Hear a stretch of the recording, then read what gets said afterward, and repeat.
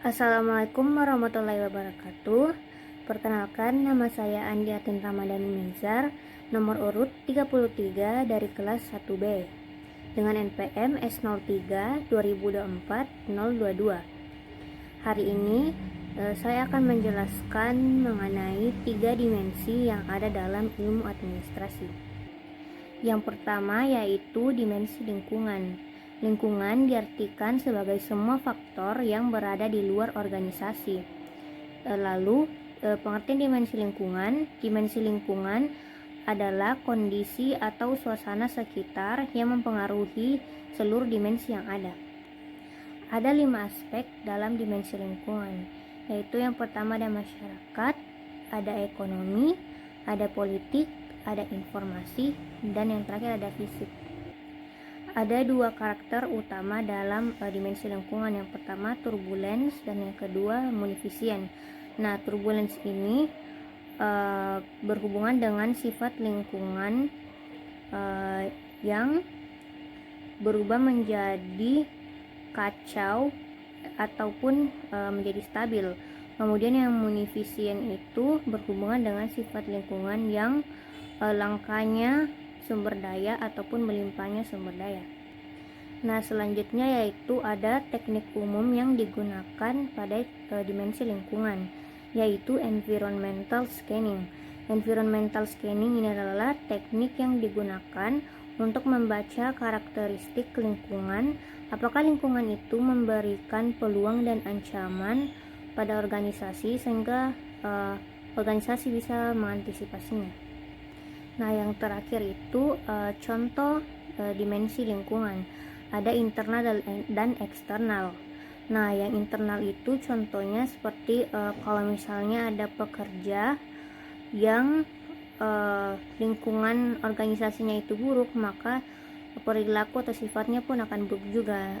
Kemudian sebaliknya, jika organisasinya itu lingkungannya baik, maka sifat atau perilaku pekerja tersebut juga akan ikut baik, karena perilaku seseorang itu ataupun perilaku organisasi itu tergantung dari lingkungannya, karena lingkungan itu sangat berpengaruh.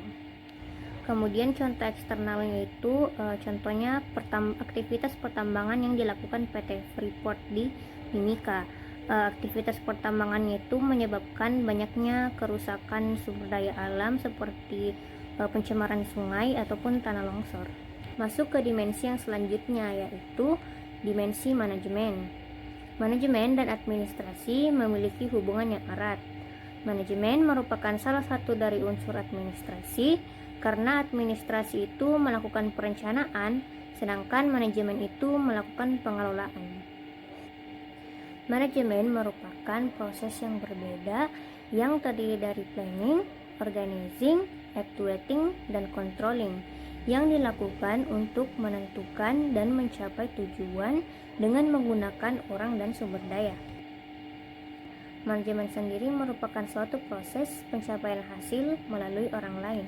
Menurut George Terry, manajemen merupakan proses yang berbeda yang terdiri dari planning, organizing, actuating, dan controlling. Yang pertama yaitu planning. Planning itu artinya merencanakan apa yang nantinya akan dilakukan. Jadi sebuah organisasi itu tentu saja tahap awalnya pasti akan membuat perencanaan yang untuk kedepannya. Yang kedua, organizing. Organizing itu yang berarti mengatur atau menempatkan seseorang pada tempatnya. Nah, sebuah organisasi tentu saja pasti akan menempatkan seseorang sesuai ahli dalam bidangnya. Kemudian ada actuating, yaitu melaksanakan tujuannya organisasi tersebut.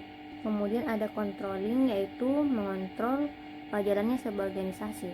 Nah, di bagian controlling itu terbagi lagi menjadi 3, yaitu ada pendahuluan, pengawasan, dan evaluasi.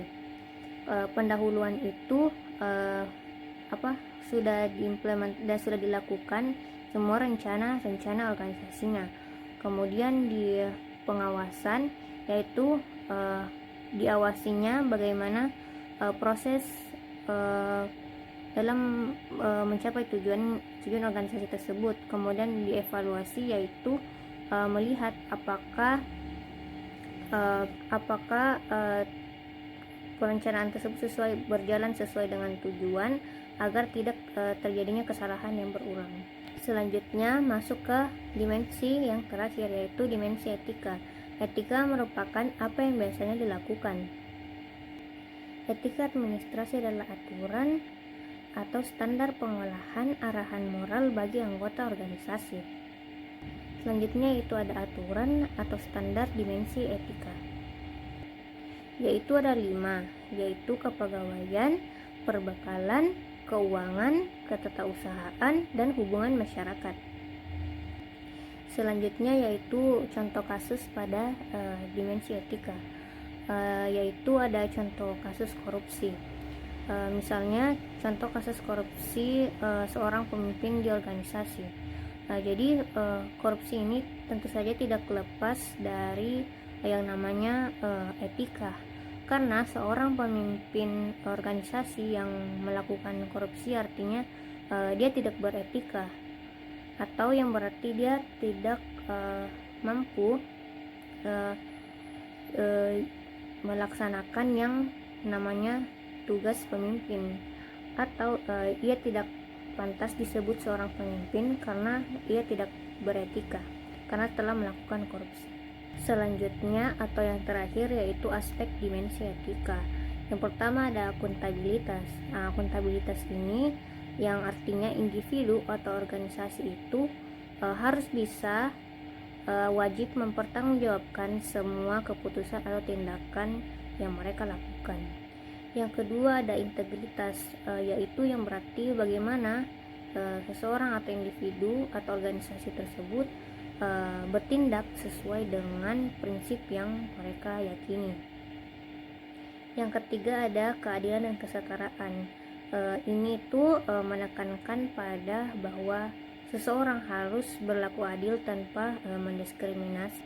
Yang keempat ada transparansi, yaitu keterbukaan dalam mengambil semua keputusan. Yang kelima ada kepentingan publik. Kepentingan publik ini merujuk memprioritaskan kepentingan masyarakat banyak dibanding kepentingan sendiri. Yang keenam ada kompetensi profesional, yaitu kemampuan seseorang dalam melaksanakan tugas. Yang ketujuh ada kepemimpinan etis, yaitu seorang pemimpin memimpin dengan etika dan moral terdepan. Dan yang terakhir ada tanggung jawab sosial. Tanggung jawab sosial ini adalah kewajiban suatu organisasi untuk peduli kepada masyarakat. Sekian penjelasan dari saya. Mohon maaf bila ada salah kata ataupun kekurangan. Assalamualaikum warahmatullahi wabarakatuh.